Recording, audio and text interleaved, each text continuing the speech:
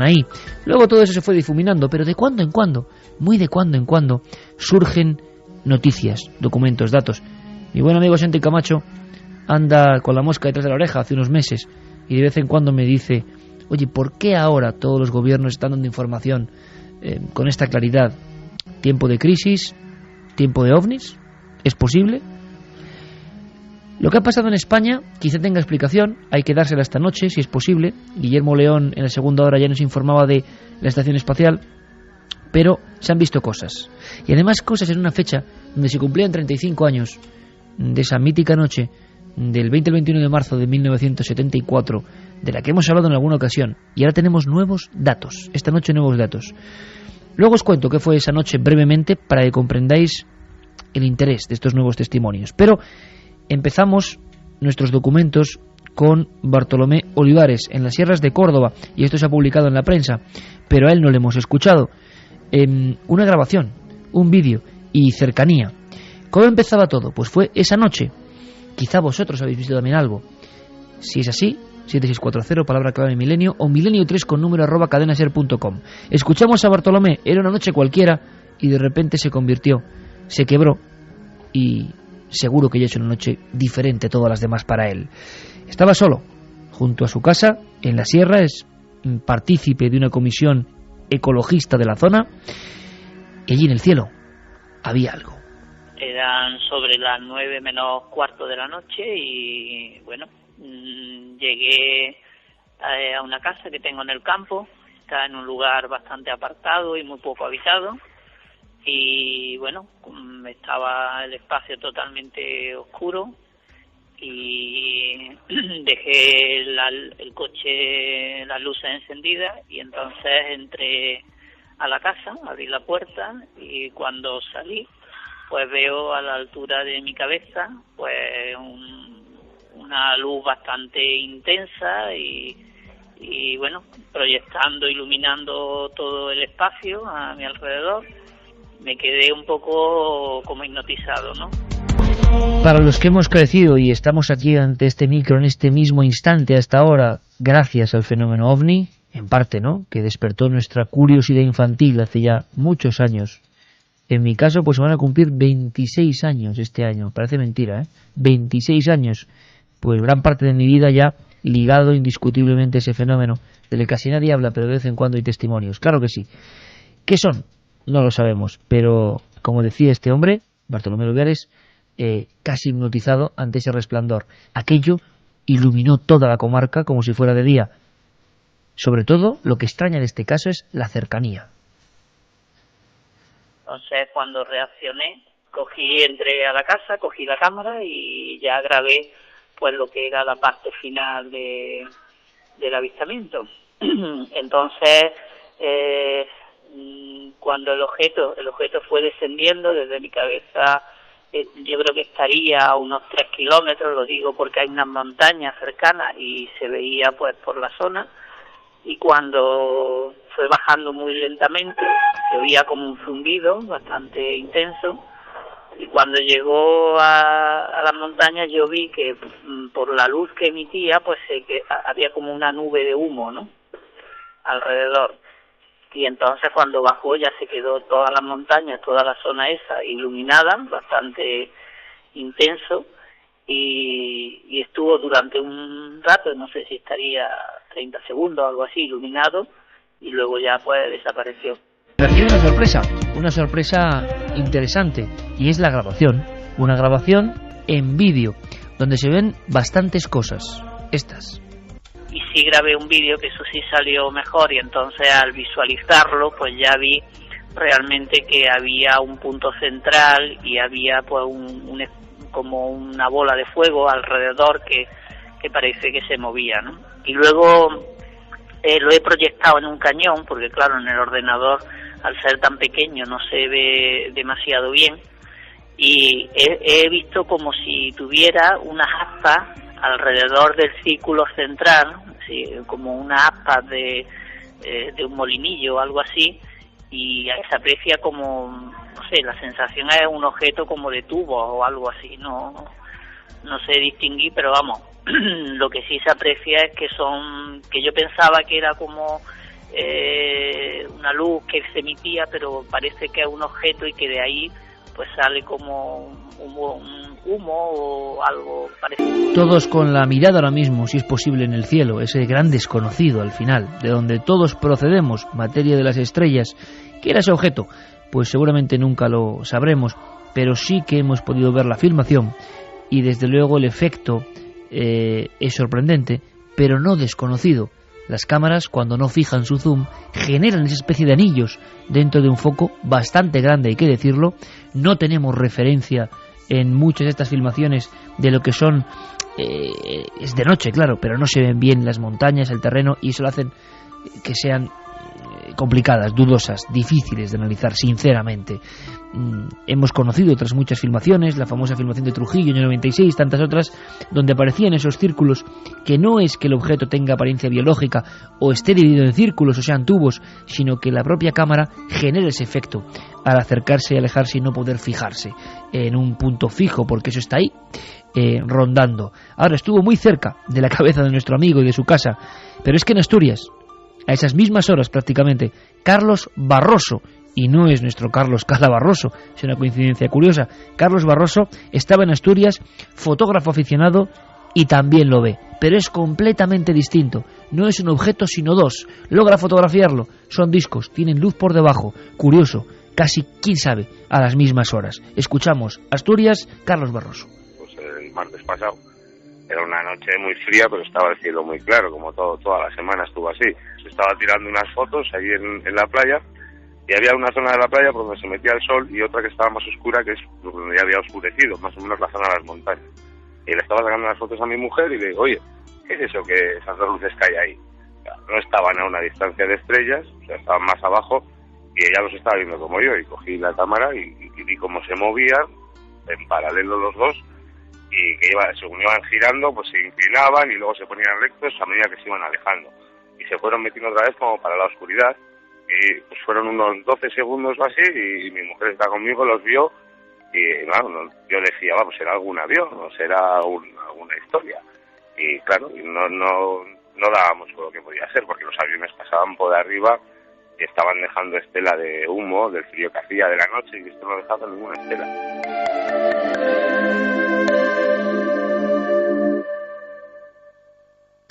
4:16.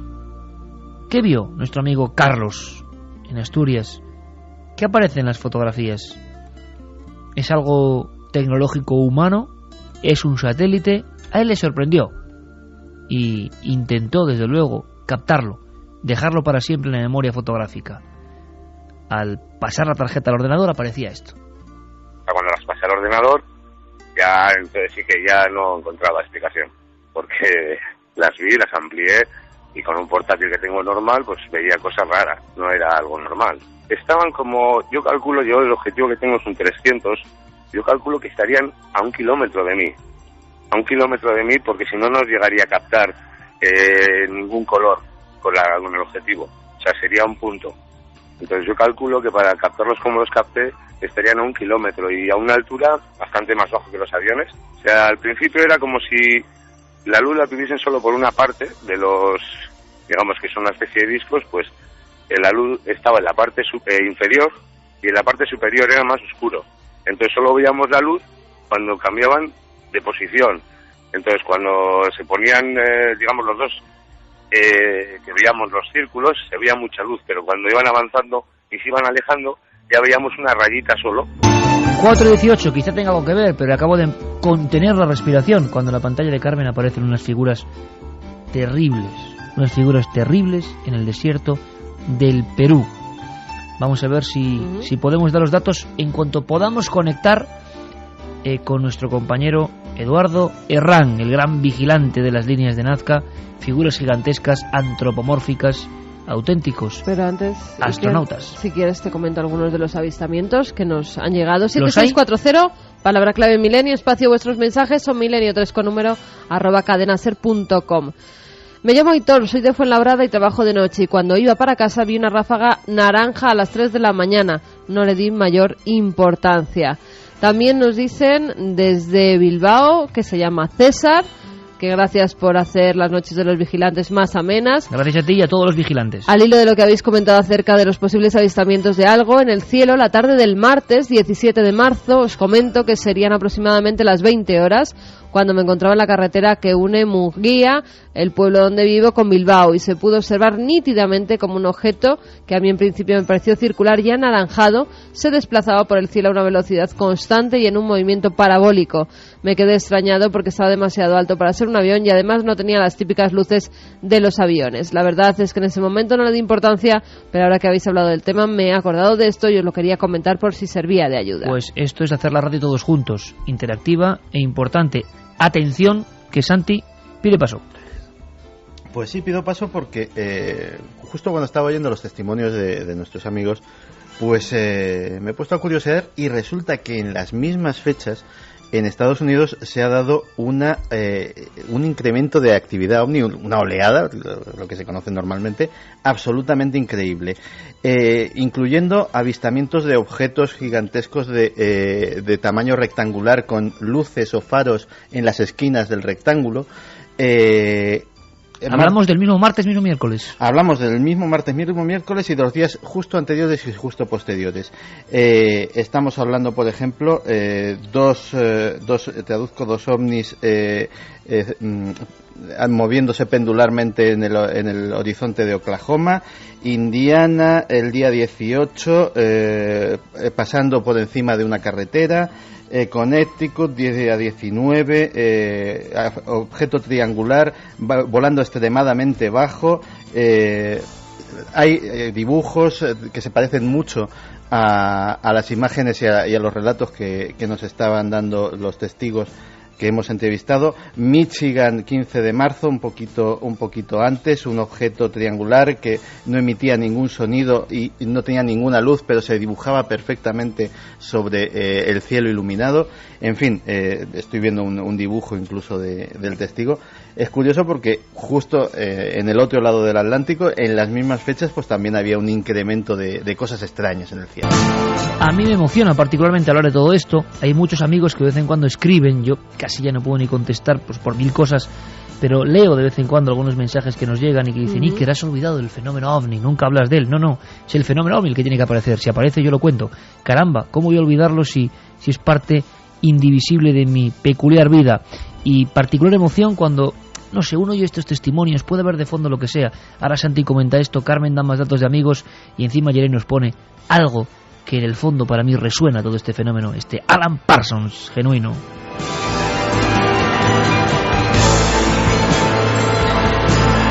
Por cierto, ¿más datos en España? ¿Más sí, gente? Voy con Ander de Portugalete, que nos decía... Toda la zona norte, os dais cuenta, ¿no? Este email Zona porque me norte. estáis dejando perplejo. Os estoy escuchando hablar sobre los avistamientos de ovnis y el caso es que el martes noche, más o menos 23:30, cuando venía junto a mi compañero de trabajo desde Sestao hacia Portugalete, Vizcaya, nos dimos cuenta que había algo extraño en el cielo.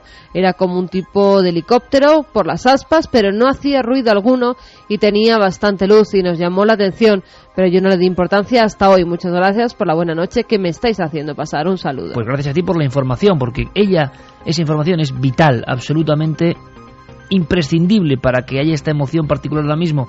Cuidado con el dato que daba Guillermo León. En la zona de Galicia, por lo menos Galicia, podía ser visible algo que tiene que ver con la Estación Internacional Espacial. Y datos, Santi, datos. Lo tengo. Última hora. La Estación Espacial Internacional fue visible a simple vista en España desde el 13 al 20 de marzo. Uh-huh. El 13 solo se veía en Canarias, el 14 al suroeste de la costa mediterránea, 15 zona Badajoz, Madrid, etcétera, etcétera, 16 frente a la costa mediterránea y sudeste peninsular, 17 Cáceres, Burgos, Pamplona, 18 condiciones de observación buenas para el noroeste peninsular, la zona de Galicia, 19 Lisboa, Salamanca, San Sebastián, 20 nuevamente pasará frente a las costas gallegas a las 19:54. Pues qué interesante, Santi, esto es una maravilla, tener datos así en tiempo real es una maravilla, así que viendo que hay muchos casos del norte, aunque no coincidan con lo que dice la información oficial, quién sabe si estos objetos, algunos cercanos, otros dos tienen que ver con la estación Espacial Internacional. Hay que dejarlo muy claro, pero lo que es emocionante es que mucha gente está mandando su información. ¿Quién sabe? Quizá este año sea el de una alerta OVNI, aunque sea efectuada para, no sé, comunicarnos todos aquí desde el estudio, como hacía Antonio Joseles en su época, e intentar conectar, ¿no? Mucha gente que parece que ve algunas cosas. Detalle que yo creo que es fundamental. Cuando los ultraescépticos y personas que decían, y han dicho durante años, que el fenómeno OVNI solo se debe a imaginación de las personas, ¿por qué durante muchos años, todos los años 80, parte de los 90, la gente ha dejado de imaginarse cosas? ¿Y por qué la gente, si por ejemplo estos casos, una parte de ellos fuera la Estación Espacial Internacional, es fiel a lo que está viendo?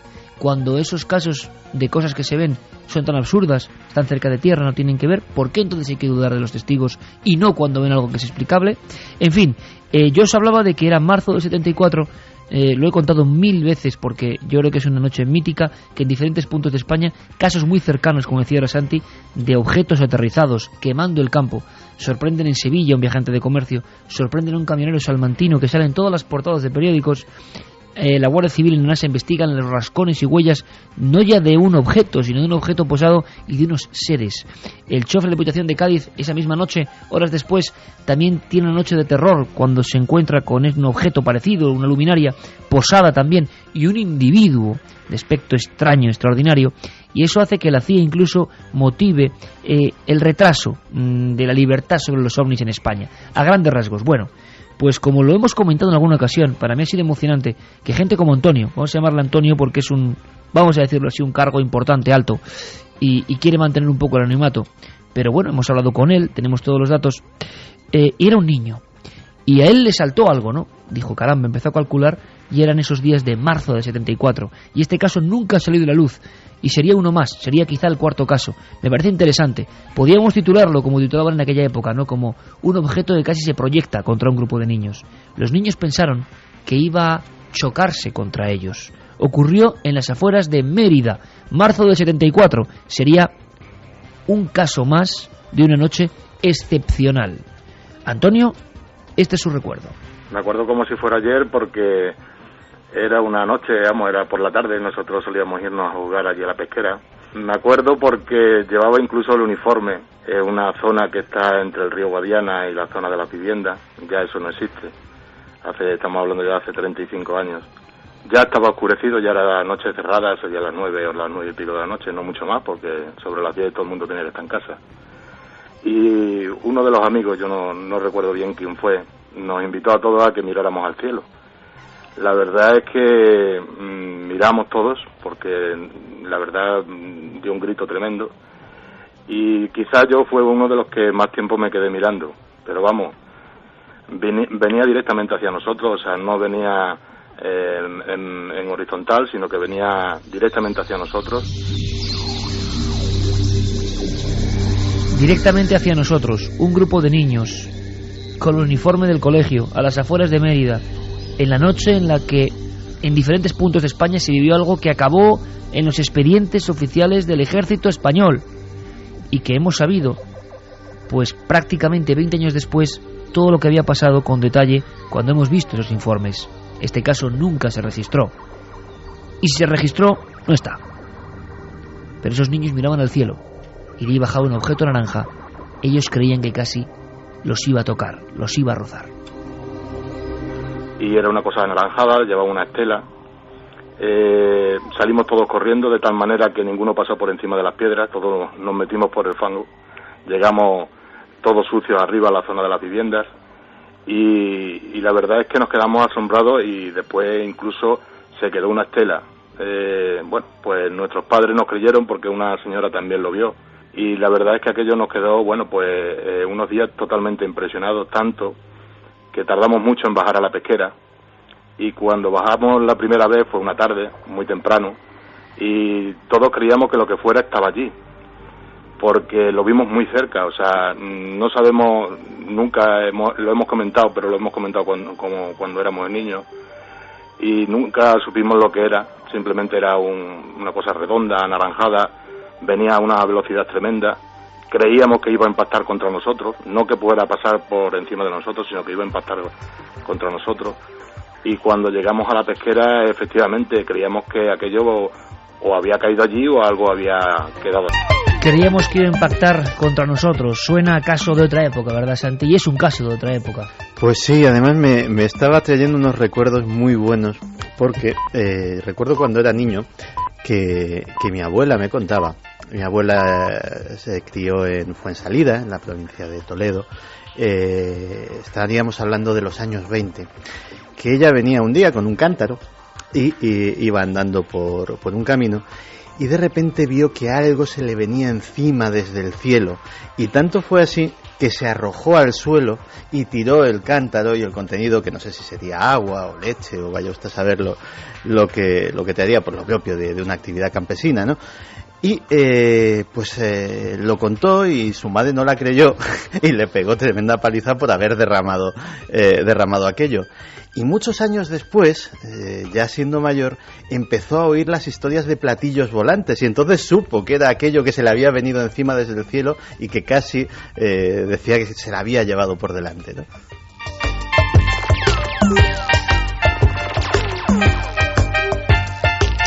Auténtico viaje en el tiempo. Teletipo, Carmen, últimos datos. ¿Más gente de España que ha visto cosas? Pues están llegando ahora, Iker, porque dicen, por ejemplo, de hace 2 semanas, un objeto con luces raras que se movía muy rápido sobre el Cerro de los Ángeles. Posteriormente me dolía la cabeza. También Alexis, de Las Palmas de Gran Canaria, dice si conocen lo del posible avistamiento de un ovni esta semana en Gran Canaria. Nos lo ha escrito más gente, lo de ese posible ovni en Gran Canaria. Pues ahora con Oxígeno, segunda parte, mítico donde los haya, en este, como decimos, bucle, ¿no?, que hemos hecho en el tiempo, porque la radio tiene esa facultad, trasladarnos a otras épocas. Hemos conjuntado voces de ayer con las de esta misma semana, porque en nuestro programa no nos vale estar conjeturando, bueno, dialogando sí, porque dialogamos amablemente, pero queremos sobre todo, y ese es nuestro marchamo, que los documentos, los testimonios, lo que está ocurriendo ayer, hoy, hace milenios o ahora mismo, lo escuchéis vosotros. Ese es nuestro trabajo como periodistas. Y por eso mismo, dime. Nos dan datos conspiranoicos sobre por qué ahora se ven menos ovnis o más. Decía que en los 80 se ven menos ovnis porque el escudo antimisiles de Ronald Reagan impedía su entrada a la Tierra. Bueno, teorías de todo tipo, tipo. Ahí, de hecho, yo me acuerdo de un autor que en un congreso de estas cosas conspiranoicas me comentaba, decía, tú deberías de saberlo, pero el escudo antimisiles de Reagan no está orientado hacia la Tierra, los misiles están orientados hacia afuera. Un día me cuentas ese congreso por dentro, ¿eh, Santi? Mira, también a mi padre y hermana le siguió una luz intensa que se mantuvo a la misma distancia y velocidad desde Santa Elena hasta Villanueva del Arzobispo, en Jaén. Me gusta este ambiente, espero que vosotros también. Y ahora vamos a marcharnos ni más ni menos que al Perú. Acaban de llegar y espero, yo no sé si están ya o que estén prontísimo en ikerjimenez.com las fotos. Voy a comprobarlo. Porque ahora mismo, amigos, por si faltaba algo en esta noche, hay algo en tiempo real. De vez en cuando surgen nuevas líneas de Nazca, ¿no? Pero es que hay algunas más antiguas. A mí me contaban allí en Nazca que hay una zona que le llaman el Cerro de los Astronautas.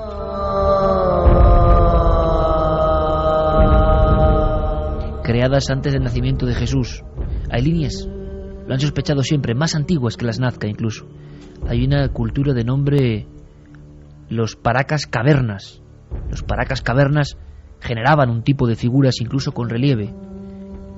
Y caramba, botas grandes, piernas rectas, cabeza de felino o casco con óculos, brazos extendidos o pegados al cuerpo, 50, 60, 70 metros de alto. ¿Quién demonios son estos seres y por qué miran al cielo? Está ocurriendo ahora mismo. Y sé que Eduardo Herrán nos está mandando fotos ahora mismo. Yo espero que a lo largo de la noche las tengáis en ikerjimenez.com, porque Eduardo es un tipo capaz de descubrir algo, lo sé, de verdad, y mandarnos primero las fotos a nosotros. Porque él es así, es la persona que más conoce el jefe de pilotos de Nazca, y yo quiero saber qué está pasando ahora mismo. Antes de que nadie lo sepa, quiero que lo sepáis vosotros. Hallazgos de muchos seres antropomórficos gigantes en una zona no explorada anteriormente. Amigo Eduardo Herrán, buenas noches. Iker, muy buenas noches, unas muy buenas noches para los millones de escuchas que tenemos ahí en la radio en España. Tienes razón, este año hemos tenido preocupaciones por algunas lluvias que han sucedido en algunos sectores, pero muy específicos, o sea, no ha sido una cuestión generalizada, y eso a su vez ha contribuido para poder descubrir en la zona norte de Nazca, estamos hablando ya de cerca de 130 kilómetros al noroeste de Nazca, no cerca de la ciudad de Pisco, unos nuevos geoglifos que corresponden culturalmente al periodo Paracas, ¿no? Y que representan, algunos son unos guerreros antropomorfos, otro es un astronauta muy similar al de Nazca, solo que tiene un felino en la cabeza, y hay un tercero que parece ser una especie de familia, ¿no? Madre son mía. en alto relieve y súper lindos. Madre mía, Eduardo, vamos a ver, ¿me quieres decir que muy lejos del foco principal, porque tú bien sabes que todavía mucha gente, por lógica, cree que solo en Nazca existen esas figuras, sino que 130 kilómetros alejados de ese corazón, vamos a llamarlo así, de la Pampa, existen otros geóglifos y que algunos se parecen al mítico astronauta?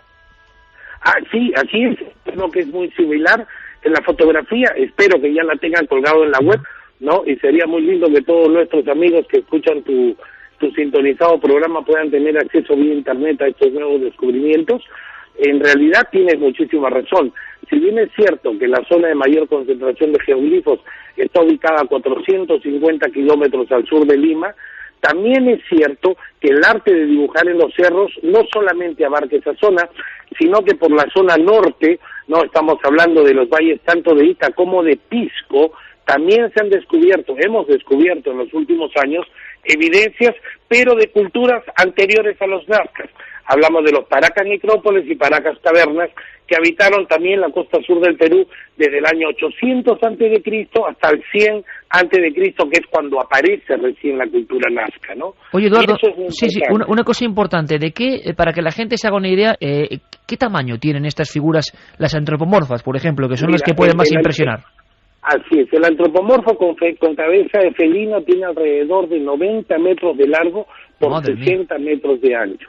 Por favor, úsenlas y ponlas en la web. Yo todavía no he tenido el tiempo necesario para colgarlas en mi web, pero sí sería lindo que en tu página web la puedas poner como los nuevos descubrimientos en la zona de Pisco. Ya, los otros son unos antropomorfos un poco más pequeños, que miden alrededor de los 40 metros, pero lo interesante es que son 4 dibujos, uno al costado del otro, ¿no? Que es aparentemente lo que podría ser una familia. Y hay otros que están en la zona de Pisco, ya que es increíble, muy cerca donde está el candelabro que tú también conoces, claro, ¿no? Que son unas aves, ahí hay un personaje antropomorfo, hay unos rostros que son realmente alucinantes. Oye, Eduardo, que como siempre nos das mucha envidia, pero me gustaría hacerte un par de preguntas más. Por ejemplo, ¿por qué cabezas de felinos, Eduardo? Mira, porque la divinidad, en este caso de los felinos, llámese el puma, llámese los tigrillos que habitaron y habitan en las partes de la sierra, han sido considerados lo mismo que los cóndores como dioses por los antiguos peruanos, ¿no? ¿Y por qué? Porque de alguna manera siempre les anuncia, en el caso del cóndor, que viene el agua, y el felino es por su gracilidad, por su forma de cazar, etcétera, etcétera. Entonces todos estos, digamos, dibujos pertenecen en la simbología a lo que viene a ser el panteón de dioses de los antiguos Paracas y Nazcas. Estos han sido no solamente dibujados en los cerros, también han sido dibujados en cerámicas, textiles y en casi petroglifos, y en casi todas las evidencias, ¿no?, que giran alrededor de estas culturas que habitaron la costa sur del Perú. Entonces yo creo que es un muy buen momento para hacer esa introspección que tú, que te dedicas con tanto ahínco y con tanto amor a ver este tipo de misterios, que son los que al final van a terminar resolviendo algunas de las incógnitas que tenemos nosotros como humanos, ¿no? Qué gran mensaje y qué alegría para mí esta noche, Eduardo, te lo aseguro, con todo el impacto de venir de ese mundo prehistórico, pues hablar contigo. No me he encontrado con la sorpresa de estos hallazgos y digo, hay que llamar al buen amigo Eduardo Herrán. Yo puedo decir que creo que la persona viva que más sabe del asunto Nazca, que más lo siente, que más lo vive.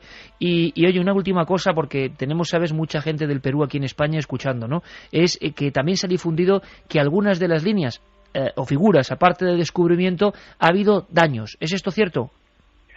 Mira, es cierto que ha habido una lluvia de regular intensidad en la zona noreco de la Pampa de Jumana, ahí normal, muy pegadito al Valle del Ingenio, y esto ha causado unos pequeños avenidas de agua, ¿no?, que han pasado entre las manos y el árbol. Ahora, han causado un cambio de coloración, más no un daño a los geoglifos en sí, y la pátina superficial ya se comenzó a oscurecer. No es un fenómeno nuevo, ya ha sucedido otras veces, hemos sido testigos de la inundación del año 1983 y la de 1996, que causaron, digamos, un disturbio que visualmente al día siguiente, a los 2 días de ocurrido, nos llamó la atención a todos y nos asustó. Pero la Pampa tiene un sistema de protección especial. Esa humedad genera a su vez unos pequeños líquenes, ¿no?, que nacen, digamos, en esa humedad y automáticamente se oscurecen y se endurecen. Entonces, eso es lo que está sucediendo ahora en La Pampa, y que se queden tranquilos, no es un daño irremediable ni mucho menos. Ya voy a ver si te adjunto algunas otras fotografías para que puedan ver lo que aparentemente era el daño y cómo hoy eso se está autorrecuperando. Bueno, pues buena noticia entonces, Eduardo. Las líneas y las figuras que son un mensaje mágico.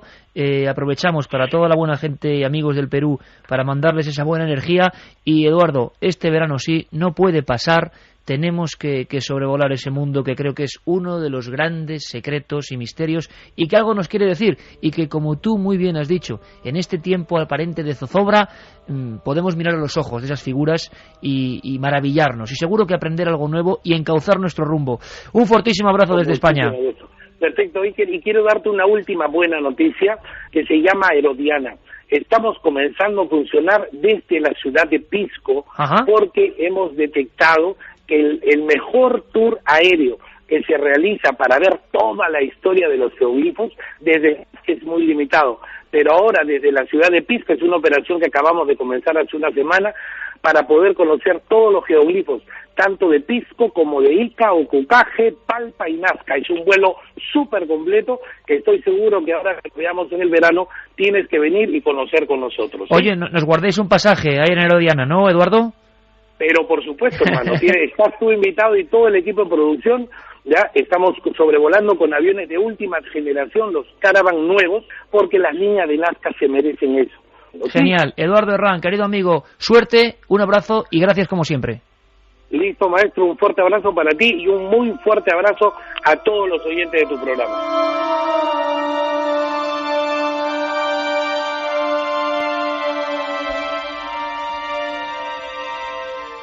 El gran maestro, Eduardo Herrán, gran amigo.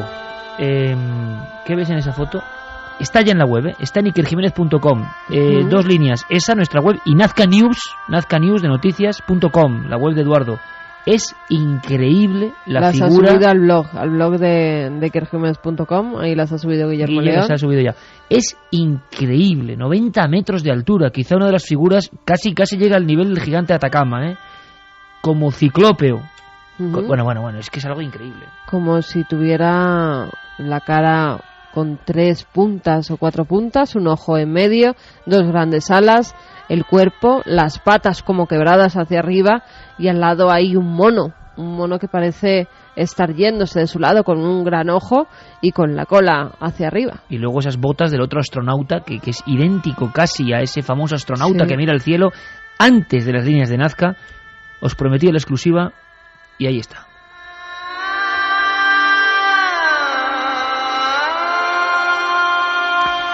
Y ahora, Santi me comentaba que hay tantos datos, tantos informes, aunque sea brevemente antes de meternos en otra historia, Santi, que sí que hay datos de Gran Canaria en los mismos días. Se ha hablado de avistamiento OVNI. Sí, concretamente en la página web del diario Canarias 7 aparece la noticia titulada Un OVNI sobre las Palmas de Gran Canaria. Y hace notar que a primera hora de la tarde del pasado miércoles diversos testigos afirman haber visto 3 objetos en el cielo capitalino con dirección variable. 2 de ellos desaparecen entre las nubes y el restante fue visible durante varios minutos en dirección sur. Hay fotografías que se pueden ver en la página web de este porque diario. Las fotos de Asturias que veíamos eran 3 objetos también, ¿eh? Uh-huh. Ahora, una cosa, Santi, si puedes confirmarlo en tiempo real. ¿En Gran Canaria en ese día se podía ver la estación espacial? Pues espérate, que creo que tengo abierto todavía el enlace. Sí. Nos han llegado también fotografías desde Barcelona, nos las enviaba David, dice que tiene más, y aquí podemos ver, mira, el cielo, podemos ver alguna referencia que son los árboles cercanos que tiene y como una bola de color blanco que sobrevuela la zona de Barcelona. La visibilidad por Canarias era justo una semana antes. De todas formas, las fotografías y los testimonios de los testigos dejan muy claro que es un objeto oscuro que vuela por debajo de las nubes. Es decir, el mismo miércoles. Un día nublado. Se le ve perfectamente perfilado sobre las nubes y los testigos afirman que luego 2 de esos objetos desaparecen entre las propias nubes, y una de las fotografías se ve perfectamente que las nubes están de fondo, es decir, que está a una altura inferior.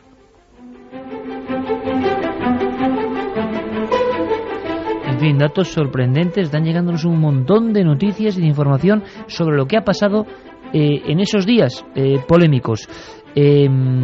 Bueno, la verdad es que nos ha dejado todo esto tan sorprendido que no sabemos casi ni cómo actuar, porque yo estaba convencido, Santi, de que ibas a decirme ese día se podía ver la Estación Espacial Internacional y fin del asunto, y bueno, genial, porque habríamos llegado a una conclusión, pero parece que no. Vamos a hacer una cosa. ¿Me cuentas la historia de un secuestro? Sí, te cuento una historia curiosa. Bueno, pues que suene tu piano, maestro, el piano de Santiago Camacho. Pues sí, porque cuando hablamos del crimen perfecto, siempre nos imaginamos asesinatos, novelas de Agatha Christie, con complicadas coartadas, con gente que utiliza venenos y ese tipo de cosas, pero hay otros crímenes perfectos, otros delitos perfectos. En la central del FBI hay un expediente muy grueso que tiene un nombre, el expediente Norjack. Allí en el FBI no les gusta hablar de ello, porque para ellos sí que fue el crimen perfecto. ¿Y qué tipo de crimen fue? Pues tú lo has dicho, fue un secuestro aéreo. Santo Dios. Comunica que ha habido un pequeño alboroto, pero que ya está todo controlado. Comunícalo o disparo. Si me matas, nadie podrá pilotar el avión. Ya me preocuparé de eso luego. De acuerdo, lo haré, pero tranquilízate. Di una sola palabra sobre esto por radio y te juro que las próximas alas que verás serán las de las moscas revoloteando sobre tu podrido cadáver. Pues más o menos esta es la idea que tenemos todos de cómo es un secuestro aéreo, es decir, secuestradores violentos que amenazan con armas de fuego a los pilotos y a la tripulación. Pero el miércoles 24 de noviembre de 1971 ocurrió el secuestro aéreo más extraño de la historia. Un hombre que viajaba bajo el nombre de Dan Cooper, si es que ese era su nombre, que lo dudamos mucho, abordó un Boeing 727 de la Northwest Airlines, concretamente el vuelo 305, que volaba desde Portland a Seattle. Cooper era un tipo que aparentaba unos 40 y tantos, medía 1,80, iba vestido como los mafiosos de las películas, impermeable negro, traje oscuro, camisa blanca, corbata también negra y unas gruesas gafas de sol. Se sentó en la parte de atrás del avión, en el asiento 18C, y nunca se separaba de su maletín. Después del despegue, llamó a la azafata, pues tal vez querría una bebida. La azafata se llamaba Florence Schaffner. Pero no, el pasajero no quería nada, simplemente le deslizó un sobre que decía ábralo. Ella estaba acostumbrada a estas cosas, era una chica pues de buen ver, tenía una profesión de azafata y decía, bueno, pues uno más que me quiere dar su teléfono. Así que se lo guardó, pero Cooper le indicó con el dedo que se acercase un momento y le dijo al oído, señorita, es mejor que mire esa nota. tengo una bomba.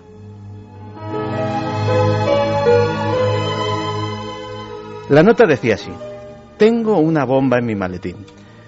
Voy a utilizarla si es necesario. Quiero que te sientes a mi lado. Este avión está secuestrado.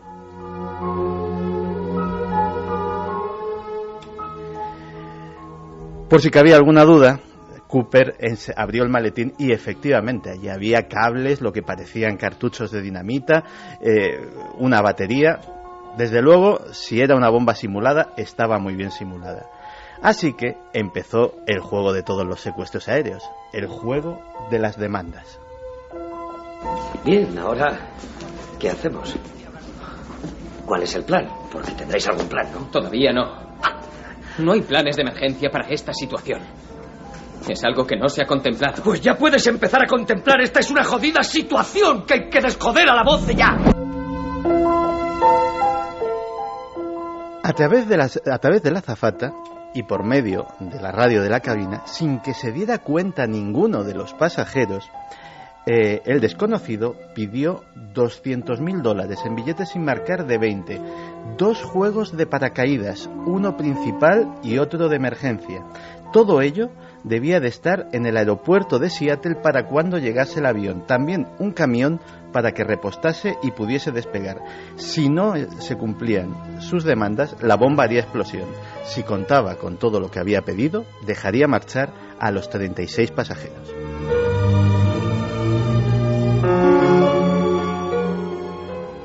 Efectivamente, las autoridades, bastante extrañadas sobre todo por lo de los paracaídas, decidieron cumplir las demandas. Cooper, que durante todo el trayecto se mostró amable, incluso la azafata dijo que era un tipo encantador, pues estuvo conversando, parecía un tipo tranquilo. Efectivamente, cuando le subieron el paquete que contenía los paracaídas, los $200.000, etcétera, etcétera, discretamente dio orden de que se podía desalojar el avión. Eso sí, se tenía que quedar la tripulación.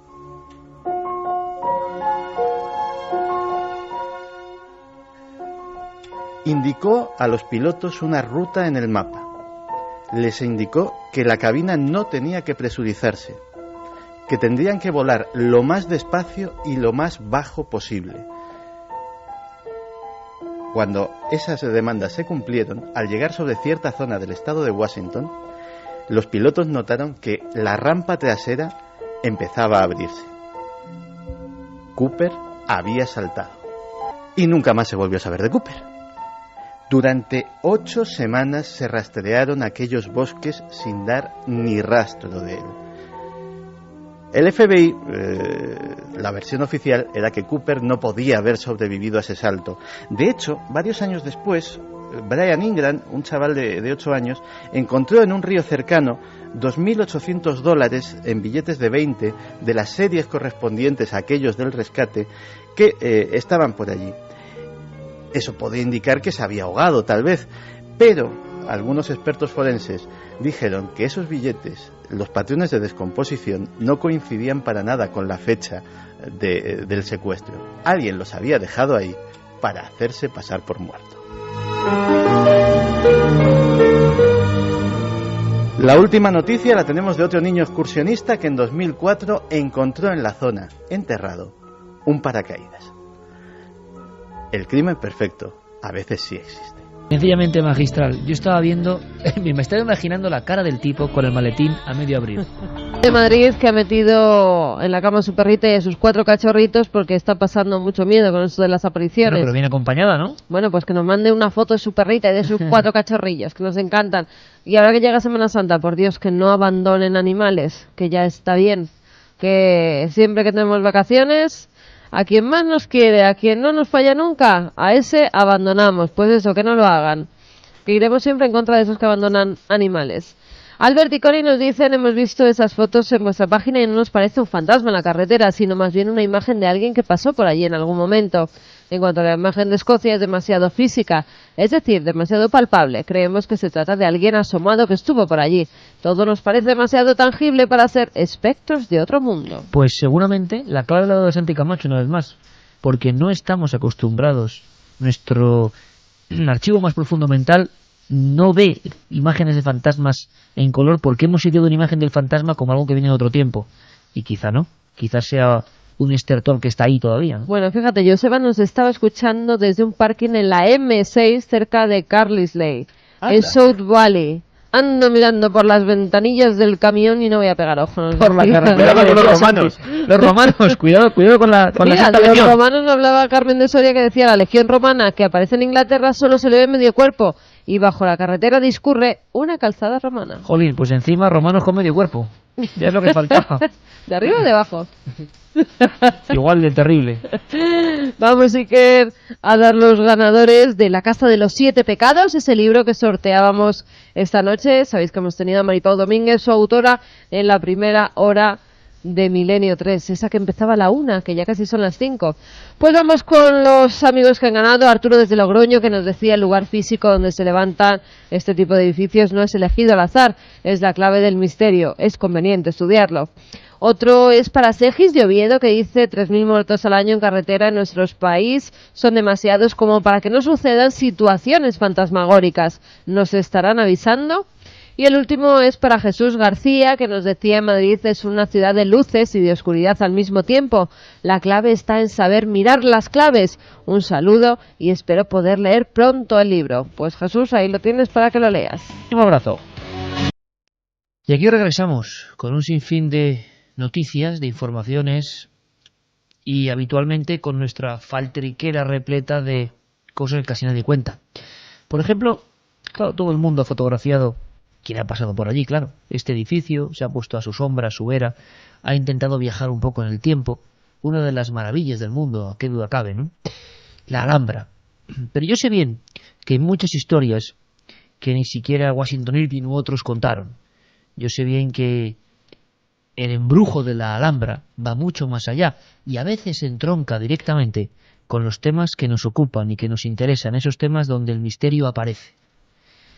Esta es la sintonía de Juan G. Vallejo, esos mundos inexplorados que a veces pueden ser tan famosos, pero al mismo tiempo tan desconocidos como esta maravilla, la Alhambra.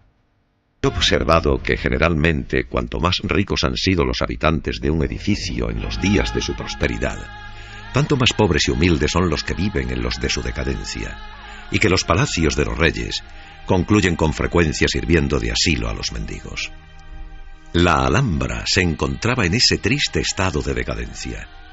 Cuando alguna torre empezaba a desmoronarse, venía a instalarse en ella alguna andrajosa familia, que se hacía la propietaria de sus dorados salones en compañía de los murciélagos y búhos, y colgaban sus guiñapos, emblema de la pobreza, en las ventanas tragaluces.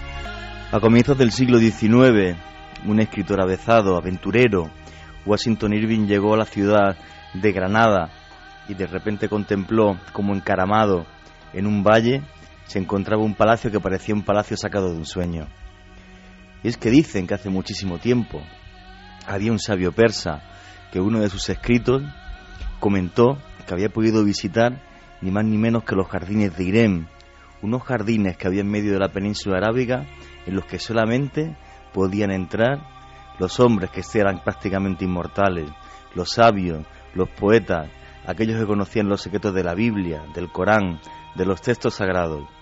Comentan que este manuscrito persa fue el que llegó a manos ni más ni menos que de Alamar, que fue el que mandó construir esta fortaleza, la fortaleza a cuya sombra tuve la suerte de nacer, a cuya sombra florece una de las ciudades más bellas del mundo, Granada.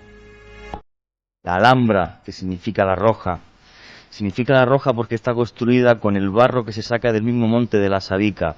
El monte de la Sabica no fue concebido por casualidad para hacer allí aquel palacio que era una réplica del jardín de Irem, del paraíso del Edén. Realmente la Sabica fue un monte sagrado desde el tiempo de los fenicios, hace más de 2000 años, donde hoy día está la torre del agua de la Alhambra. Se encontraba un templo de adoración a la diosa fenicia Natá, la diosa fenicia de la fertilidad. Realmente la Sabica fue siempre una montaña extraña. Dicen que es la montaña donde mayor número de plomo, hierro y pequeñas pepitas de oro se encuentran. No en vano el río Darro, que es el que pasa por debajo de la Alhambra, proviene del latín dauro, que significa oro.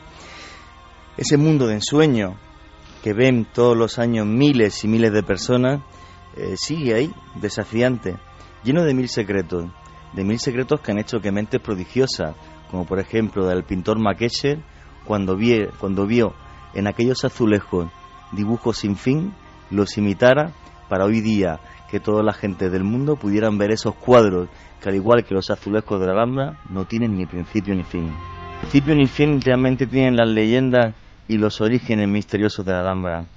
He de decir que, por desgracia, si no hubiera sido por Washington Irving, que vivió en la Alhambra cuando era un lugar donde vivía gente andrajosa, tal y como describía en el texto que hemos puesto al principio, si no por Washington Irving se hubieran perdido las leyendas de la Alhambra.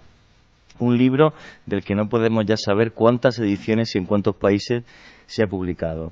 Lo que hizo Washington Irving en ese libro fue recoger de los habitantes desarraigados que había en ese lugar todas las leyendas que hablaban de fantasmas, de espectros, de viejos sabios que venían desde lejos para crear ese maravilloso monumento. Cuando Aben Abud se hallaba contristado por estos tormentos y molestias, llegó a su corte un antiguo médico árabe, cuya nevada barba le llegaba a la cintura, pero el cual, a pesar de sus señales evidentes de larga longevidad, había ido peregrinando a pie desde Egipto hasta Granada, sin otra ayuda que su báculo cubierto de jeroglíficos. Venía precedido de la aureola de la fama.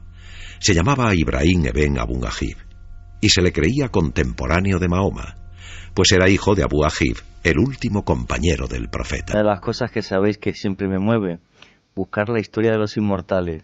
Según Washington Irving, Ibrahim Eben Abu Ajib, un médico y astrólogo egipcio, fue un inmortal que hizo los planos de la Alhambra.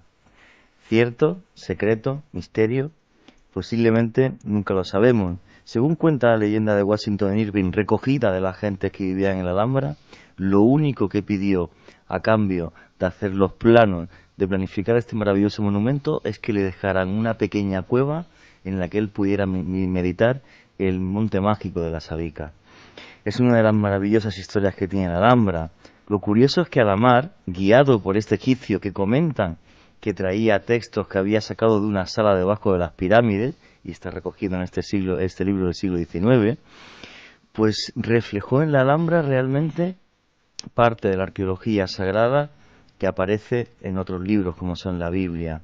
El Palacio de Comares tiene la misma planta y estructura que el Templo de Salomón. O lo más curioso, la famosa Fuente de los Leones, que no es ni más ni menos que una copia del Mar de Bronce, la maravillosa figura que había para purificarse con agua en la puerta del Templo de Salomón, una gran columna de bronce en la que dicen que casi que cabía un mar y en cuya base había 12 leones exactamente igual que los que hay en la Alhambra. Inspiración de poetas, sueño de reyes, la Alhambra seguirá siempre ahí. No sabemos dónde está su magia. Por desgracia, ese centro de conocimiento en el que se guardaron más de 1 millón de ejemplares quemados por el cardenal Cisneros en el siglo XVI en la plaza de Virrambla, ese centro de conocimiento y de poder, de él solamente nos queda la fachada y una serie de claves que tenemos que seguir. Los textos se perdieron, lo que sigue vivo y es eterno es el sueño de ese rey llamado Alamar que creó un paraíso que todos los años visitan miles y miles de personas. Sonido. Una voz. Una investigación. Milenio 3. Iker Jiménez. Cadena Ser.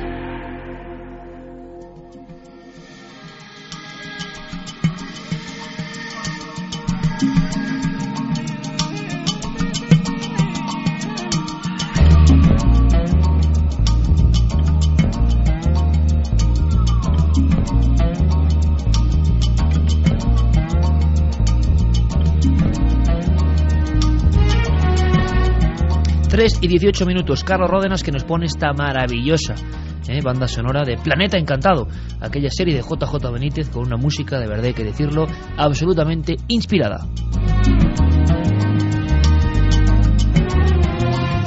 Pues hay mucho más que contar de la Alhambra. Esto es nada, una pista, 2 pistas, para que empecéis a investigar, para que sepáis, quien no lo sepa, quién fue Washington Irving, cómo estaba la Alhambra en aquel siglo XIX. Es que hay historias que hablan de fenómenos paranormales. No me digas mucho, Juanje, no adelantemos mucho, pero dentro del edificio, por visitantes más o menos actuales. Sí, están recogidas hace mucho tiempo. Bueno, el primero que realmente las escribe de aparición de espectros y fantasmas es Washington Irving, ya en el siglo XIX. Pero como leyenda siempre, no como realidad. No, él cuenta lo que le narran los habitantes que hay en la Alhambra, también en el Albaicín, en el Sacromonte, en el Realejo, en los barrios que rodean la Alhambra. Él recoge las leyendas que le contaban como hechos que habían sucedido como realidad, ya que no había textos escritos sobre lo que había acontecido allí, fueron todos quemados por el cardenal Cisneros. Entonces, el tema de espectros y apariciones, sí, y bueno, y una de las historias que yo tuve ocasión de investigar, que es tan apasionante como el de los fenómenos paranormales, que publiqué junto a Lorenzo Fernández además en el libro Operación Al-Ándalus, en el que me colé en el Palacio de Carlos V hasta el balcón que da justo hasta donde está el Patio de los Leones, que hay un museo, y otra vez me colé sin permiso y me contaron toda una serie de historias y de fenómenos paranormales. No trabajaba aquí, entonces no te preocupes, Carmen, no me pueden demandar ahora. Y yo no he dicho nada. entonces aparte de toda esa maravillosa leyenda, lo que es un hecho, y tuve la suerte de poder cotejarlo con algunos arqueólogos y algunos historiadores, es el laberinto que hay debajo de la Alhambra, del que, si mal no creo, ahora hay visitas guiadas para algunas partes de ese laberinto que se pueden visitar, pero el laberinto no se sabe hasta dónde llega, los pasadizos que hay debajo de la Alhambra. Hay una Alhambra debajo de la Alhambra llena de 1000 misterios, como es el palacio que tiene arriba. Realmente es el monumento más visitado, no de España, de Europa, no sé si la gente lo sabe, y realmente se lo merece porque es una maravilla de hace muchos siglos, y que su belleza se perpetuará, yo pienso, que para la eternidad. Santi nos va a contar uno de esos temores terribles. Contábamos la noticia de que un robot había matado a alguien. Vamos a ver qué se esconde detrás de todo eso, pero creo que se esconde en el fondo un mundo nuevo. Pero antes, algo que ha pasado a unos 40 kilómetros de altura sobre la Tierra, creo que es muy, muy interesante, y es que, en fin, como tantas noticias científicas, ¿no?, que, bueno, se quedan ahí y que son un gran misterio. Todavía hoy nadie sabe si la vida, el origen de la vida, tiene lugar en la Tierra, porque sí, porque hay una especie como de reacciones, esa sopa química de elementos. Nadie sabe cómo salta la chispa de la vida. Algunos piensan y creen que vino de fuera, que del espacio llegaron las primeras moléculas vivientes que reaccionaron con la Tierra, que engendraron nuestro planeta como un gran óvulo, y el espermatozoide vino del cosmos. Todavía se debate sobre eso, y lo sabéis bien. Bueno, pues ayer mismo el Comité Indio de Investigación Espacial descubrió una serie de bacterias en esa franja donde se divide la atmósfera ya, digamos, del espacio, y estaban vivas, eran animales vivos a 40 kilómetros de altura. Bacterias. ¿Cómo se comportan? ¿De dónde vienen? Una teoría ha surgido de inmediato: origen extraterrestre, y lo informa, podemos decir, nuestro corresponsal en el mundo de la ciencia, José Manuel Nieves, director de Ciencia y Tecnología del diario ABC. Yo creo que la historia es impresionante. Acaba de pasar bacterias sobre nuestras cabezas, rozando con el espacio, y que no saben bien de dónde demonios vienen. Son 3 bacterias completamente nuevas y desconocidas hasta el momento. Es decir, nunca se había encontrado nada parecido en nuestro planeta, ¿no?, en ninguna parte. Estas son especiales porque han sido encontradas a decenas de kilómetros de altura, en la estratosfera, en la alta estratosfera. Y esta es una zona de nuestro mundo que está en los límites de la atmósfera. Es decir, donde la atmósfera de la Tierra deja de ser atmósfera y empieza a ser espacio exterior. Entonces, el hecho de que haya unos organismos capaces de vivir en esas condiciones ha planteado varios interrogantes a los científicos, ¿no?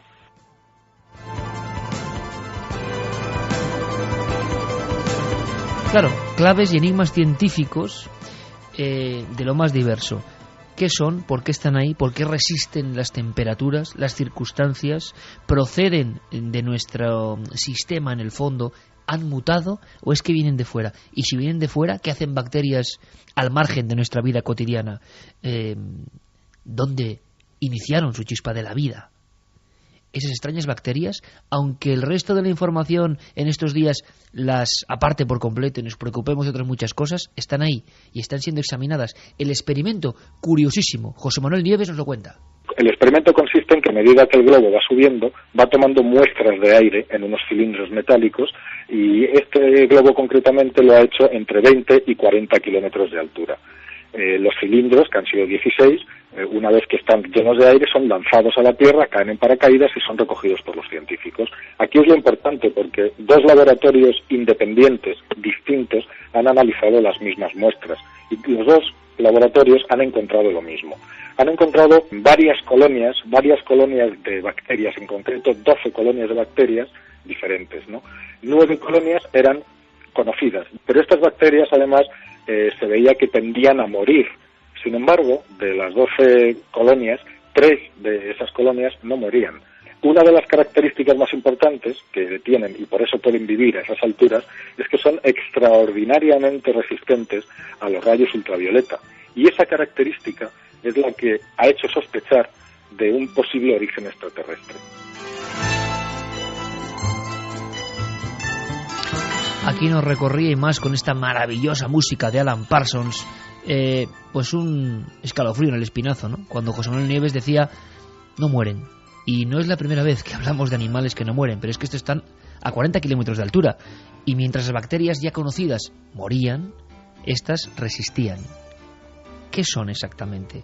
Pueden ser una de las claves, esto me parece maravilloso, y es que en la ciencia hay tanto misterio, pueden ser restos remotos, quién sabe, de aquellas que un día, hace unos 4.500 millones de años, engendraron el inicio de la vida de lo que somos nosotros. ¿Pueden ser? A mí me gustaría dejar claro que nadie confirma que estas bacterias vengan efectivamente del espacio.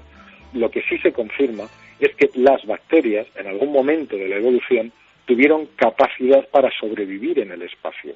Y esto da pie y respalda una de las teorías sobre el origen de la vida en nuestro mundo, que dice precisamente que procede del espacio. Porque desde luego el hogar habitual, la Tierra, cada día es más extraña. Guarda maravillas, pero a veces parece eso, algo desconocido. No solo por los comportamientos, por ejemplo, de estos animales, sino qué decir de los hombres y sus comportamientos también. Hay quien dice que el futuro será de las máquinas, y desde hace mucho tiempo se ha hablado de cómo la máquina superará al hombre. Hace tan solo unas semanas hablábamos con ese campeón mundial de ajedrez que nos hablaba, el español, Illescas, de cómo la máquina ya había vencido el cerebro humano en una partida a muerte, vamos a decirlo así, de inteligencia. Pero, ¿qué estará pasando con ese mundo de los robots? Hace poco una noticia, nos la contaba Santiago Camacho, también nos hacía saltar de un brinco. Ya un robot autónomo había actuado de soldado y había matado a un ser humano. ¿El inicio de una era?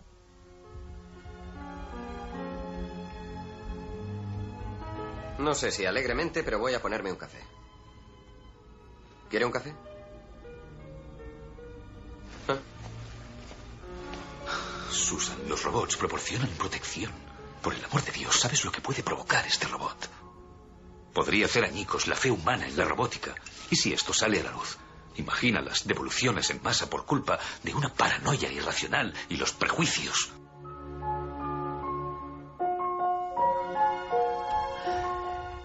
Yo Robot, Terminator, Blade Runner, todo parecía cosa de ciencia ficción. Robots, humanoides, autónomos, desplazándose, actuando, pensando, matando. Y ha sucedido, es otra vez una de esas noticias que creo que son trascendentes y que creo que han pasado sin pena ni gloria por los boletines de las agencias de noticias. Pasó hace menos de un mes, en las montañas de Afganistán. Una unidad del grupo de combate Odín del ejército norteamericano estaba repeliendo el fuego de un grupo de talibanes fuertemente atrincherados en uno de aquellos desfiladeros inaccesibles. Entre ellos estaba la unidad del sargento Jerry Rhodes, el especialista James Pegg y el cabo Philip Cheng. Ellos estaban al mando de un soldado muy especial. Volaba a unos 300 metros de altitud sobre el escenario de aquella batalla. Se llamaba Alfa. Alfa es la evolución de una serie de aparatos que eran los Predator, que eran aviones no tripulados, dirigidos por control remoto. De hecho, la CIA los ha utilizado alguna vez para realizar algún atentado contra algún líder insurgente de alguna organización terrorista no afín a los norteamericanos. Pero los Alfa son distintos, porque los Alfa ya no hay un soldado, ya no hay un operador con un mando a distancia, con una consola, con un ordenador dirigiéndolos. Los Alfa son autónomos. Ven, oyen, escuchan las órdenes y las ejecutan.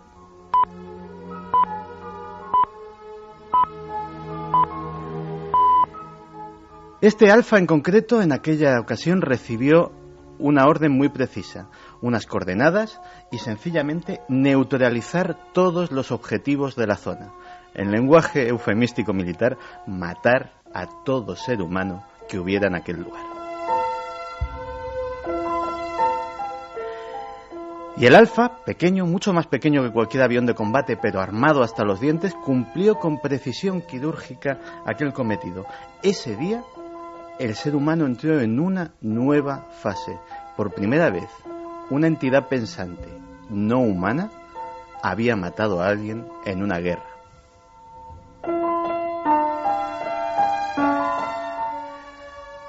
Lógicamente las implicaciones morales son muchas. De hecho, fíjate que en la película esta de Yo Robot también se lo preguntaban. Me obligó a jurarlo. Y te pidió que lo mataras. Dijo que para eso me había creado. Su suicidio fue el único mensaje que pudo mandarte. La primera amiga. Vicky no podía controlarlo. Lanning contaba con que mis prejuicios me llevarían hasta ti. ¿Va a detenerme, inspector? Bueno, el fiscal define el asesinato como la muerte de un humano a manos de otro. Técnicamente no puedes cometer un asesinato. Pero desde luego los cadáveres que dejó Alfa a su paso siguen estando allí, decorando las arenas del desierto afgano. Los robots autónomos militares que lucharán en nuestras guerras futuras deberán ser programados como samuráis mecánicos para vivir conforme a un estricto código guerrero, o si no el mundo corre el riesgo de verse abocado a atrocidades que dejarían chicas a las de cualquier otra guerra que hayamos vivido hasta ahora. Esto, que parece un pensamiento muy bello, muy poético, en realidad forma parte de un informe oficial elaborado para la Marina de los Estados Unidos por uno de los organismos más secretos de ese país, la Oficina de Investigación Naval.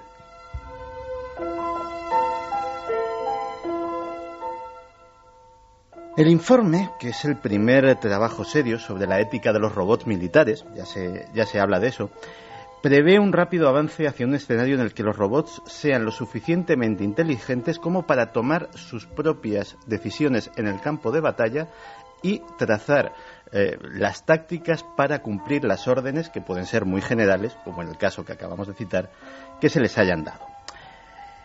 Hay un concepto erróneo, dice el autor del informe, el doctor Patrick Lynn. Hay un concepto erróneo, y es que los robots solo harán aquello que les hayamos programado para hacer. Desgraciadamente, esta creencia está muy anticuada y procede de la época en la que los programas podrían ser escritos y comprendidos por una sola persona. Uno de estos aparatos lleva un software que consta de millones de líneas de código y que cada parte, por razones de seguridad, ha sido escrita por diferentes equipos de programadores. En realidad, no sabemos lo que hay en la mente de uno de estos aparatos.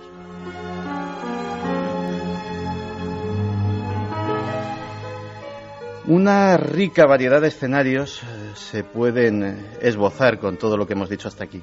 Porque ¿cómo impedimos que estos robots sean empleados por terroristas o por piratas informáticos o tengan fallos de software? Y si un robot mata a un inocente, ¿quién tiene la culpa? ¿El robot? ¿El programador? ¿El gobierno dueño del robot?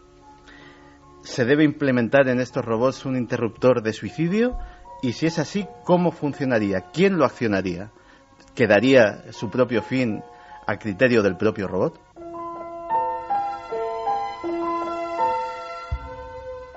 Y todo esto son preguntas importantes, y con esto acabo, porque el mismo estudio prevé que en 2015, a la vuelta de la esquina, antes de las Olimpiadas que pretendemos que sean en Madrid, un tercio de los vehículos de combate terrestres y aéreos del ejército estadounidense sean aparatos no tripulados.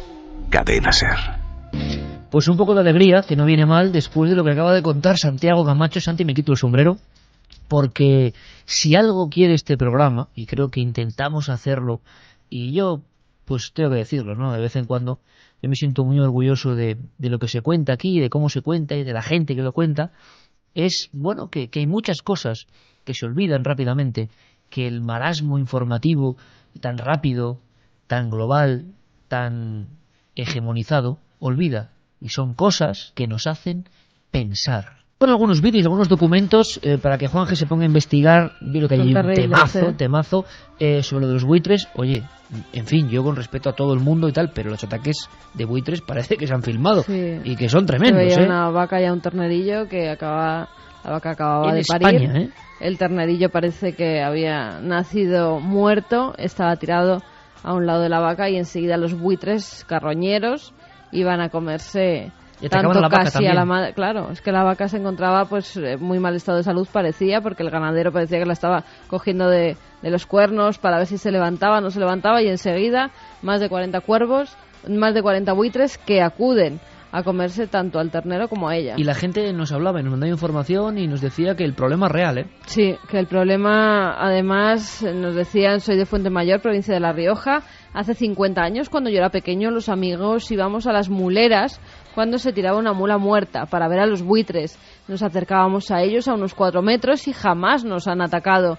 Los buitres cumplen con su misión comiéndose la carroña o las reses enfermas. Comían tanto que luego no podían volar de tanto que pesaban, y nosotros los niños corríamos detrás de ellos. Ahora que ya no hay ganado, ya no hay buitres. Sin embargo, en la Sierra de Cameros hay muchos porque les dan de comer. Un abrazo, Antonio. Mira, también una amiga, Iraida Carballo, desde Tenerife, que me decía: buenas noches, Carmen, es este señor al que te referías, se llama John Edward, y su programa, que también yo veía en Digital Plus, se llamaba Cruzando el Más Allá. Sí, eso es. Y muy polémico. Muy en polémico. El cual iba rotando ante el público y contándoles cosas sobre sus parientes muertos, así como de sopetón, y que parecía que la gente se sorprendía. Le habían acusado de trucos, ¿eh? Sí. Hay que decirlo, sí. Bueno, yo es que me lo suelo creer. Casi todo lo que dan en la tele. Manuel nos dice: buenas noches, amigos. En Córdoba también se cuenta la leyenda urbana de que unos campistas que se quedaron durmiendo al aire libre, un buitre creía que estaban muertos y a uno le arrancó un dedo de un picotazo. Claro, leyendas urbanas sobre el buitre como animal un poco, en fin, tan ajeno a nosotros, ¿verdad? Tiene que haber un montón. Hombre, yo no me quiero imaginar un bebé en medio de una sierra de esta a día de hoy con lo que está pasando con los buitres. Un bebé no, incluso un niño de 2 o 3 añitos, que se despiste. ¿Cuántas historias, Santi, de aves rapaces gigantes o tal que se han llevado a niños, ¿no? Y hablábamos antes de los coyotes. En Australia ha pasado más de una vez que los dingos, que son perros autóctonos salvajes, se han llevado a bebés de sus mismas cunas ante la mirada atónita y absolutamente impotente de la madre, que veía como aquellos animales, en este caso de gran porte, suelen ser del doble tamaño que un coyote, digámoslo así, cogían al niño de la cuna tal cual y salían corriendo con él y no se volvía a ver aquella criatura nunca. Y el mono Satanás, que le llamaban así, que coge, había un caso muy famoso que le coge al bebé a la madre, se lo sube delante de la madre y se lo empieza a comer en un árbol al niño. Sí, no, que esto nos lo contaban nuestros buenos amigos de Explora, Fernando González Siches, José Manuel Novoa y compañía. Ante la impotencia de la madre, que lo estaba viendo. Sí, bueno, o sea, claro, y que entraban a robar en las habitaciones, los monos Satanás, entraban dentro de la habitación y se llevaban las cosas y rompían todo. Algo impresionante. Juanje, que te dan las gracias por haberle hecho evocar mi infancia y poder pasear por la Alhambra. He creído volver a oír el rumor relajante de sus aguas. Nací en sus faldas, sus jardines, tuve el privilegio de que fuesen mis lugares de juegos, junto con esa plaza nueva y, como no, los entornos del río Dauro. La pena es que, como suele ocurrir, a veces lo que tenemos al lado, formando parte de tu vida cotidiana, es lo que menos conoces. Mi agradecimiento por todo lo que habéis contado. Espero que podáis ampliarlo, pues no son cosas que se puedan encontrar cuando lees una guía normal. Bueno, es la misión de este programa, ¿no? Muchas gracias. Sí. Merche te lo decía. Sí, hombre, la verdad que yo también he tenido la suerte de nacer a la sombra de la Alhambra, además literal, porque nací apenas a 500 metros en el Campo del Príncipe. Y lo que... hombre, voy a meterme con alguien esta noche para variar. Hombre, ¿cómo no? Y no, también te dan tirones de orejas, por lo que has dicho del periódico El Mundo, del diario. Ah, bueno. En fin. En fin, a ver, pasa página. Efectivamente, pasando del mundo. No, sí me apena una cosa. Realmente yo no he gestionado nunca en persona un permiso de filmación para la Alhambra. No sé si realmente cobran lo que me han dicho que cobran o no. Entonces no lo digas. Bueno, tengo amigos en productoras que sí, ¿no? Que para hacer reportajes o documentales les cobraban bastante dinero. Bueno, eso a lo mejor también te lo dicen tus amigos, entre comillas, para que no vaya a llegar hasta el reportaje. Bueno, pues lo gestiono. No, pero no me parece justo. Bueno, vale. Pero bueno, sí, lo dejo. En el Museo del Cairo también te cobran. Sí, mucho menos que 1 hora de grabación en la Alhambra. Pues, en fin. Nada, lo único que digo es que la cultura hay que fomentar la verdad de la Alhambra. Genial, es maravilloso. Y invito a todo el mundo a que vaya a la Alhambra. Y nosotros lo que intentamos desde aquí, tanto la Alhambra como cualquier otro sitio, es hacer que la gente conozca sus partes más desconocidas de su historia, más oculta y más además, secreta. si te cobran mucho o si te cuelas, o sea, ¿qué más te da? Pues sí, es verdad, me cobran todos lados. Oye, uno de los síndromes más extraños, Santi, ¿qué duda cabe? Bueno, la imagen de la Patricia Hearst era, ¿no? La hija del magnate. Yo no sé si era con una especie de ametralladora en la mano. Era con una K-47 ¿Con un Kalashnikov? Sí, cuando formaba parte del Ejército Simbiótico de Liberación. Claro, y la gente, yo creo que a nivel mundial empezó a hablar de una cosa que se ha quedado muy inserta en la memoria popular, que es síndrome de Estocolmo. ¿Cómo es posible que alguien te secuestre y tú de alguna forma te enamores o te pongas a favor del secuestrador? Ha habido casos dramáticos. El reportaje de nuestro compañero Carlos Largo habla de eso, de síndrome de Estocolmo. ¿Por qué Estocolmo? ¿Tiene algo que ver esta historia de tan extraña a nivel mental con esa localidad concreta del norte de Europa? Bueno, vamos a aprender un poco. ¿De dónde viene? ¿Qué hay de verdad de leyenda en el síndrome de Estocolmo?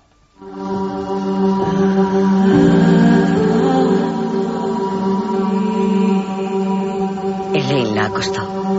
Cruzó a casa de Dottie.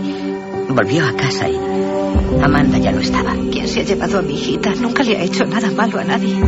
Han secuestrado a una niña. Si no se coge al culpable el primer día, el porcentaje de éxito es muy pequeño. Ya han pasado 3.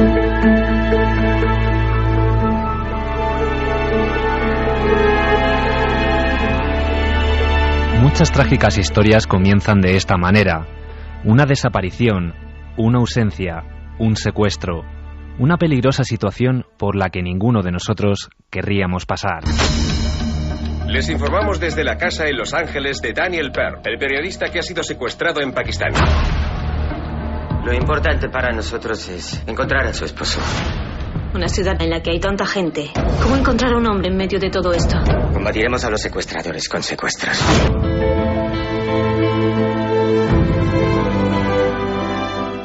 Miedo y vulnerabilidad ante sus captores son dos de las sensaciones que acompañan la mayor parte de las veces a aquellas personas que han sido víctimas de un secuestro.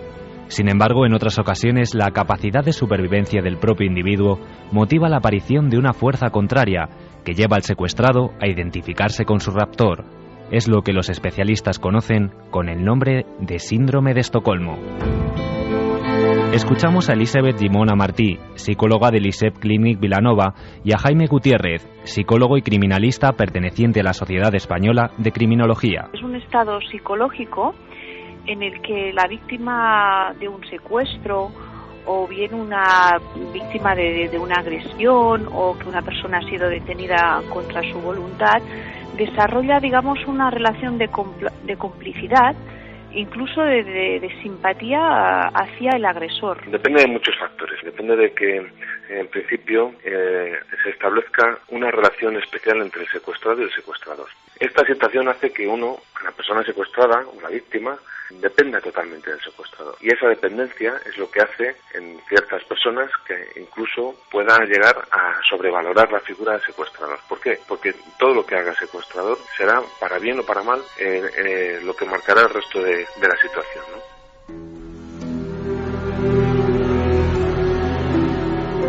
Son muchas las causas que pueden provocar un síndrome de Estocolmo. El miedo ante una situación amenazante, el temor a sufrir algún daño, el deseo de que todo acabe lo más rápido posible. Conductas que, aunque no parezcan extrañas, pueden llevar al aprecio y cooperación entre víctima y secuestrador. Tanto en un secuestro que se produzca el síndrome de Estocolmo como en un secuestro normal, la primera reacción y la más fácil de ver es el shock, ¿no? y ocurre una situación para la que uno normalmente no está preparado. Eso es lo más visible. Después se va a pasar una fase de estrés. También se puede producir en algunas personas una necesidad de negociación, intentar hablar con los secuestradores para ser liberados. En otras personas van a desarrollar una despersonalización total. Lo que hace es pasar a ser un sujeto pasivo, esperando a recibir órdenes para cumplirlas a rajatabla, ¿no? Y es que no hablamos de ninguna enfermedad. El síndrome de Estocolmo fue definido como mecanismo de defensa emocional después del robo de 1973 del banco sueco Kreditbanken, un suceso en el que tras 6 días de cautiverio, los rehenes terminaron por defender a sus captores. Hubo un atraco a un banco en 1973 en Estocolmo. En este caso unos atracadores, ¿no? Secuestraron a 3 mujeres durante 5 o 6 días, incluso les pusieron como dinamita alrededor del cuerpo, o sea, las tenían ahí secuestradas y con la dinamita, y bueno, al final los cogieron, pero lo que sorprendió principalmente a los profesionales de la psicología y psiquiatras, que las víctimas se negaron a testificar en contra, y que incluso una de las víctimas, pues digamos que tenía cierta simpatía hacia el secuestrador, ¿no? Y claro, eso pues realmente chocó. Síntomas que se repiten una y otra vez. Conocidos casos como el de la millonaria Patty Hearst y las niñas Elizabeth Smart y Natasha Campus así lo confirman. Estoy segura de que lo fue, por supuesto que sí. Lo llaman síndrome de Estocolmo y desorden emocional postraumático. Yo no tenía libertad, realmente no fui liberada hasta que me separaron de ellos durante 2 semanas. Y entonces ocurrió, todo comenzó a desaparecer lentamente justo cuando ellos ya no estaban. Desgraciadamente, según los especialistas, podemos decir que actualmente el área de extensión del síndrome de Estocolmo es aún mayor. El número de personas que viven sometidas en el mundo es estremecedor. Y es que las fatales noticias así lo confirman. El abuso infantil y la violencia doméstica son ya una realidad. Desde mi opinión, no. Para que se produzca el síndrome de Estocolmo, la situación que lo provoca debe ser totalmente inesperada. Lo normal es que esto se vaya produciendo a lo largo del tiempo, entonces no son situaciones comparables. ¿Qué es lo que ocurre? Que sí que es verdad que hay muchas víctimas que son dependientes de su verdugo, ¿no? Entonces puede dar una sintomatología parecida. Pues sí, pues mira, por ejemplo, en el caso de la violencia de género, pues de hecho vemos muchas mujeres que están sometidas a vivencias muy violentas, ¿no? Pero el agresor ya se va cuidando pues de aislar a la víctima, de que ella vaya perdiendo sus amistades, su familia. En fin, ya sabemos algo más. Síndrome de Estocolmo, 1973. Y han ocurrido casos. Yo me estaba acordando de que una historia que se convirtió en ficción cinematográfica fue la historia de la estanquera de Vallecas, ¿no? Llevada al cine, y que al final, pues fue aquella especie de cautiverio de las 2 estanqueras que habían cogido un aprecio, un afecto realmente extraordinario por sus propios atracadores y los problemas que llevaban en sí los 2 atracadores, ¿no? Por cierto, noticias, hablábamos de animales que han protagonizado gran parte del programa, cocodrilos, historias de cocodrilos atacando a niños, en fin, que cuando uno sondea un poco... Una niña de 10 años a la que se han comido su cabeza en Filipinas, cuando iba hacia el colegio en canoa.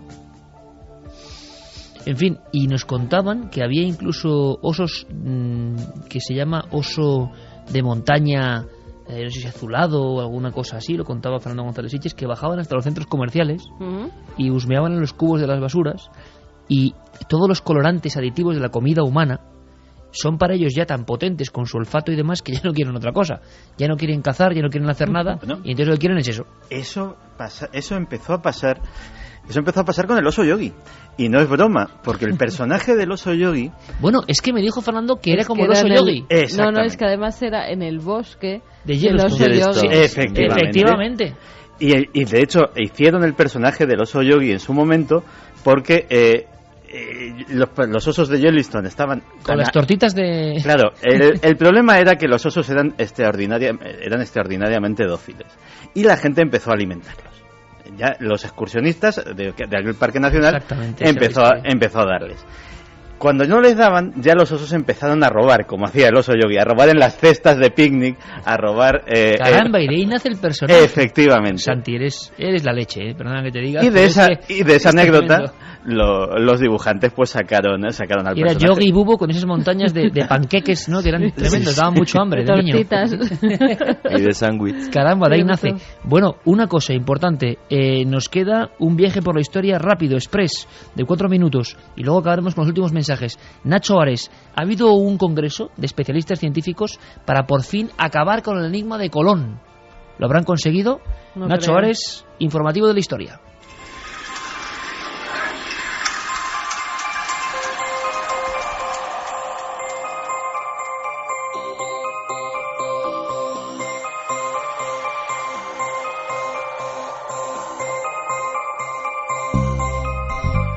El 14 de marzo se clausuraron en Marbella las primeras jornadas del encuentro histórico-científico colombino, en las que se ha intentado dar luz al origen de Cristóbal Colón y la polémica identificación de sus restos. Como nos comenta José Luis García de Paz, investigador y profesor de Física y Química en la Universidad Autónoma de Madrid, las posibilidades históricas del mítico navegante todavía están muy abiertas. No queda todavía claro si el nombre verdadero de Colón fue Pedro Escoto. Todavía ese tema debe quedar sujeto a verificación por historiadores. Pero bueno, es una propuesta interesante, aunque creo que el investigador Enseñat de Villalonga ha ido modificando esta hipótesis desde las primeras publicaciones que hizo ya hace unos cuantos años, para al final acabar más que un Colón, de Colonni, sería como se escribe, a una persona apellidada Scott. Pero bueno, sí es una posibilidad de que naciera en Génova, aunque no fuera directamente un Colón. En las jornadas se profundizó en los últimos descubrimientos relacionados con los restos óseos aparecidos en la urna de plomo de la Catedral de Sevilla.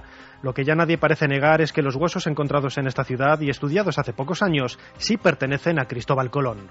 Está perfectamente, creo yo, ya demostrado que el ADN que han obtenido los investigadores dirigidos por el profesor Lorente corresponde al descubridor Cristóbal Colón, y los escasos restos que hay en la Catedral de Sevilla corresponden a Colón, por comparación con los restos de su hermano, y que Diego, que es hermano de madre, al menos, porque claro, se ha comparado el ADN materno, y con su hijo Fernando, su segundo hijo, que era bastardo, que fue biógrafo de su padre y que está por propios méritos en la Catedral de Sevilla. A pesar de todo, no hay que cerrar la puerta que los restos conservados en la República Dominicana también pertenezcan a Colón y que su cadáver fuera repartido entre Sevilla y la Catedral de Santo Domingo.